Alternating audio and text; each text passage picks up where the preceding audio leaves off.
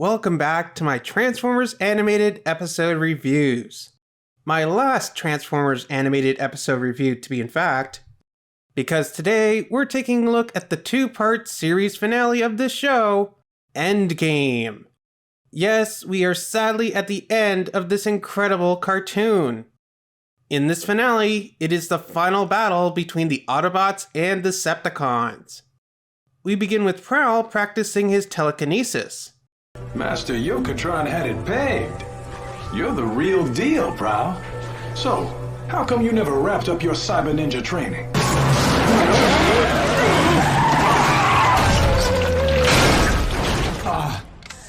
That's two reasons right there. Plus, there was Lockdown killing Master Yokotron. It's pretty hard to train to be a Cyber Ninja if you don't have a master. Although, who knows? I guess somebody could have taken over in his absence. Maybe Springer? Or Star Upper?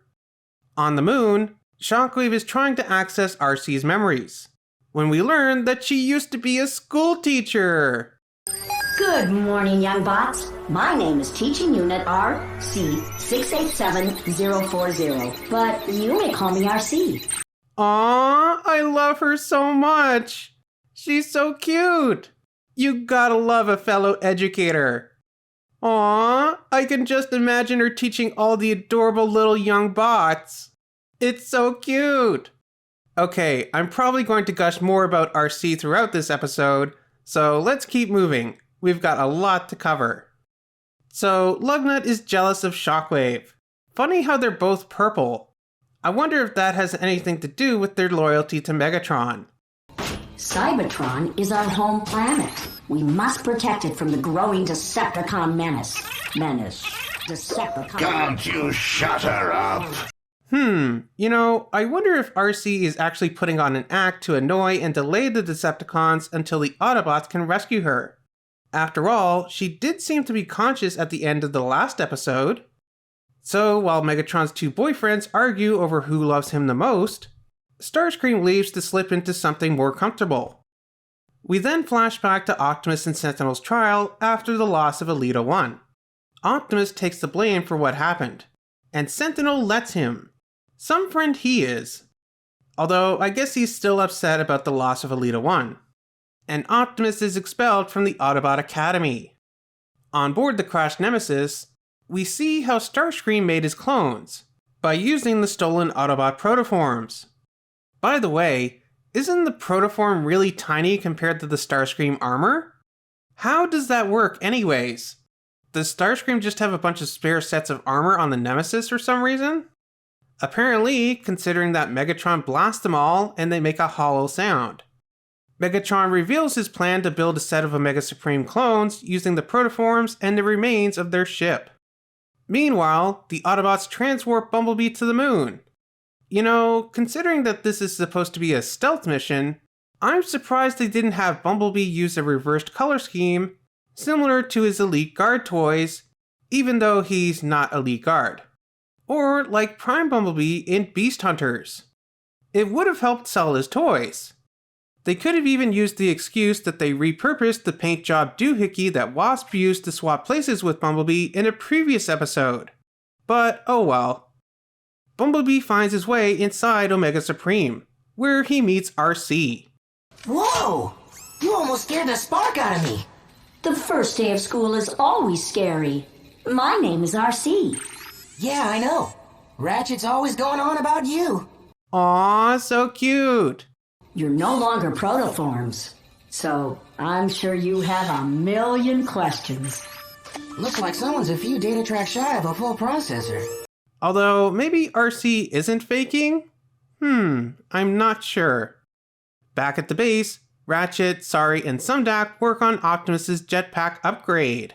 Let's test these boosters, but take it easy. Start at 5% power. You got it.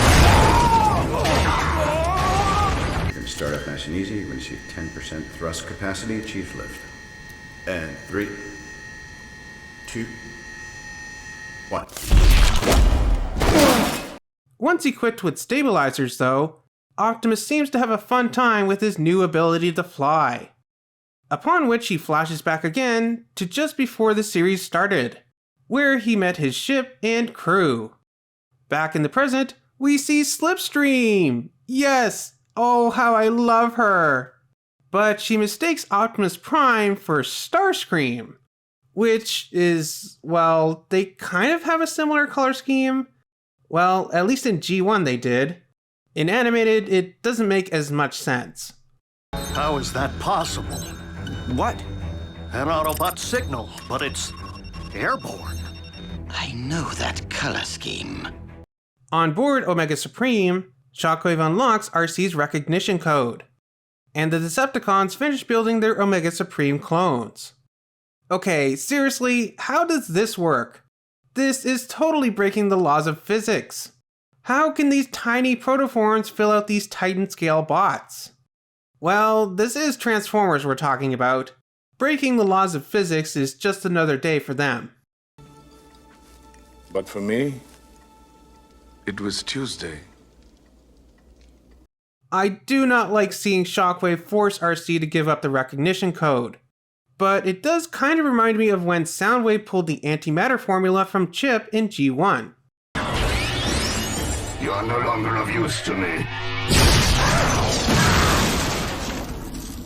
We flash back once again, where we learn that Prowl was not originally part of Optimus's crew, but was actually on a spiritual journey when they found him. On the moon, Shockwave hooks Lugnut up to Omega Supreme to control his Titan-class clones, using a bunch of cables that go in and out of his head. Very reminiscent of Megatron in Beast Machines, which is fitting since they are both played by David Kaye. So the time has come. Optimus is fully equipped, but is he prepared to face the might of 3 Omega Lugnuts? Or are they Lugnut Supremes? Find out after this commercial break. And we're back with part 2 of the Transformers animated series finale, Endgame. And yes, as it turns out, they are called Lugnut Supremes. So, as they attack Sumdac Tower, the Autobots formulate their plan. I find it funny that Megatron mistakes Optimus Prime for Ultra Magnus. The joke being that in G1, and most other media, Ultra Magnus is actually a repaint or remold of Optimus Prime, not the other way around. Although, obviously in this series, they are totally unique. However, there was at one point plans to do an Ultra Magnus figure based on the Wingblade Optimus Prime toy. For that, see my BotCon What If video that I did with Protoman way back when. It really has been a long time since we did that video. Maybe we should do another one when we get the chance. Optimus puts the hammer down, blowing the Lugnut Supremes to Dinobot Island. You want me to put the hammer down? Unfortunately, we don't see the Dinobots in this episode. Hopefully they didn't get smushed.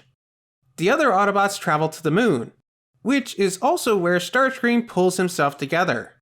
So, Bumblebee and Bulkhead battle their old classmate Shockwave, aka Longarm. Guys, buddies, you wouldn't want to take out your old platoon mate Longarm, would you? While Ratchet and Surrey try to fix RC's memory. Megatron and Optimus Prime face off once again. You're a persistent little Autobot. My name is Optimus Prime! RC's memory is restored.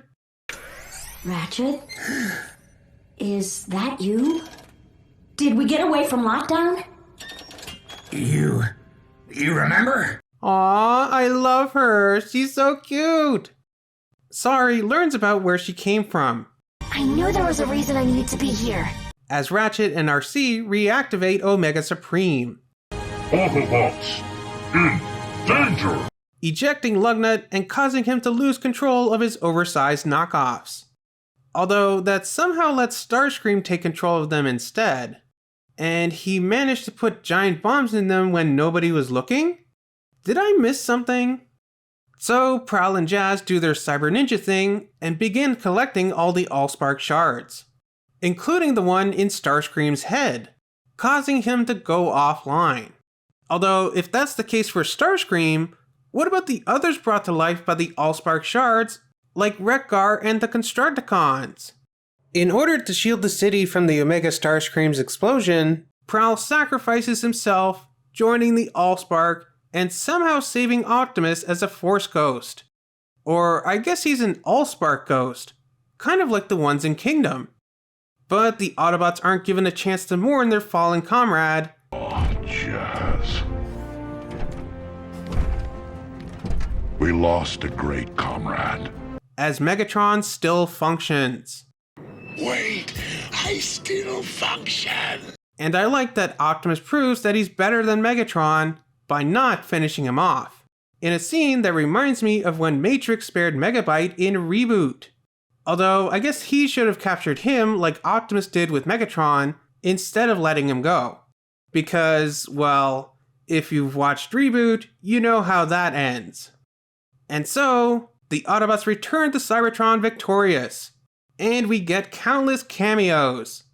I mean, seriously, we have a countless number of cameos in this scene. I don't even know who half of them are. I mean, I see Seaspray here, and Cosmos, and I think this Bulkhead looking guy is based on a character from the Mighty Orbots, which actually inspired Bulkhead in the first place. We see a bunch of other bots we've seen in cameos in previous episodes. Powerglide, Sedan, Hubcap, Warpath, Cliffjumper, Sky Gary, Atlas, Forano. By the way, thank you to all my fans in Brazil who complimented me and corrected me on my attempt at pronouncing his name last time. Hopefully I pronounced it correctly here. Forano? It still blows my mind how I have so many fans from around the world who watch my videos. Hola a todos os meus fans no Brazil. But yes, we also have Lickety Split, Ironhide, Light Bright, Red Alert, Mainframe, and Rodimus Prime. Again, there's probably so many that I missed, and I'm sure they could have jammed even more in here if they had the time. And so we close out this episode with the team in a group shot, and Optimus wearing a new Allspark container around his neck that looks very much like the Matrix of Leadership. Well, that was the series finale of Transformers Animated. A very spark-pounding, action-packed couple of episodes that neatly tied up all the loose ends in this show. Didn't it? Well, Thundercracker and Skywarp are still out there in space somewhere. Black Arachnia and Waspinator are on Gaia, or some other planet with a bunch of other beasties. Soundwave is also still alive somewhere, and probably would have returned in Season 5, you know, if there was a Season 5, considering that the last time that he got busted down to his G1 cassette deck mode, it took him 2 whole seasons to come back. Swindle is also out there still doing his arms dealer thing, although with Megatron and his Decepticons defeated, who else is he going to sell to? Lockdown is also at large, as is Slipstream. Just what has she been doing on Earth this whole time? Although in the Takara Legends manga, she does do some universe hopping and gets herself a new body. Meltdown also seemed to have survived the last time we saw him. And Wreck-Gar, the Dinobots, and the Constructicons are all presumably still on Earth. But, you know, that's what additional fiction is for, right? Well, we did get the Stuntagon job from BotCon, giving us some more new animated characters, as well as some very expensive repaints to buy. There was also the return of Blur script reading, which, as the title implies, gave us back Blur after he was cubed by Shockwave, as well as introducing us to some other young new bots, Siren, Hosehead, and Nightbeat.